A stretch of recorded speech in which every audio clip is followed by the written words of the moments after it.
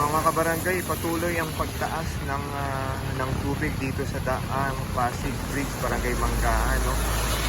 Dahil sa patuloy ah, at walang tigil na pag-ulan, no? So makikita natin dito yung yung MMDA flood control, no?